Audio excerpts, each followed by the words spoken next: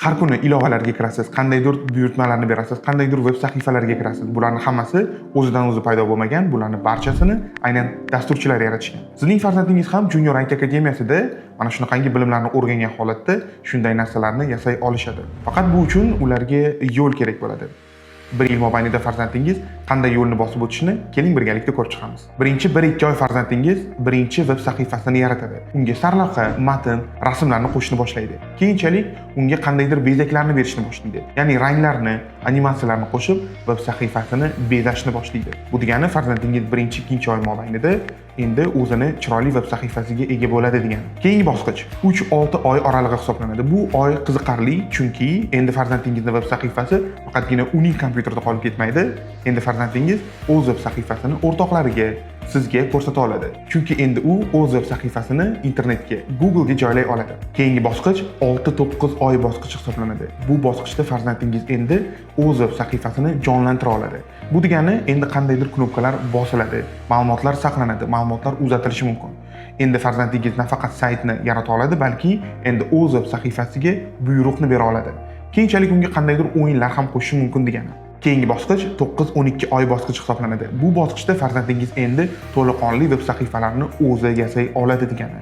Bu degani masalan onlayn do'kon web sahifalari, portfolio saytlari, kino platformalari, shunga o'xshagan bir qancha web sahifalarni o'zlari yaratib jonlantira oladilar degani. Endilikda bu etapda farzandingiz birovlardan buyurtma olib, buyurtmaga saytlarni ham yasay oladilar degani. Farzandingiz bu yerda faqatgina sayt yasashni o'rganmaydi, undan-da qimmatliroq narsalarni o'rganadi. Eng avvalo tartib bilan ishlashdi. Ya'ni dasturlashda har qanday ishlar avvalo tartib asosida bo'ladi. Bir necha oydan so'ng farzandingiz har qanday ishga tartib bilan reja asosida yondashishni boshlaydi. Buni esa siz farzandingiz uyda vazifalarni qanday yuborayotganligidan bilishingiz mumkin. Ikkinchidan, muammolardan qo'rqmaslikdan. Ya'ni hozirgi paytda bolalar biror natijaga tez erishmasa, tezda taslim bo'lishadi. Lekin bu yerda xato odatiy hol. Ya'ni farzandingiz asabiylashib o'tirmay, xato qayerda ekan deb qidirib, izlab topib, uni to'g'rilashni o'rganadi.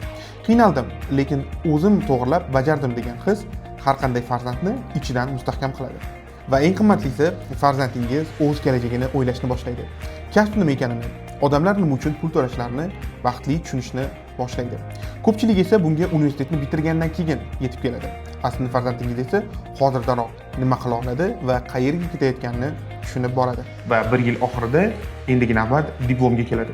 Diplom esa bu shunchaki bir varaq qog'oz emas. Bu farzandingiz haqiqatan ham Junior IT akademiyasida bir yil mobaynida kerakli bilimlarni o'rganganligini bildiradi. Bu degani farzandingiz endi junior dasturchi hisoblanadi. Xulosa o'rnida shuni aytmoqchimanki, har bir o'quvchi, har bir farzand aynan mana shu yo'lni bosib o'tishadi. Noldan boshlab eng oxiri diplomgacha bo'lgan yo'l mana shunday bo'ladi.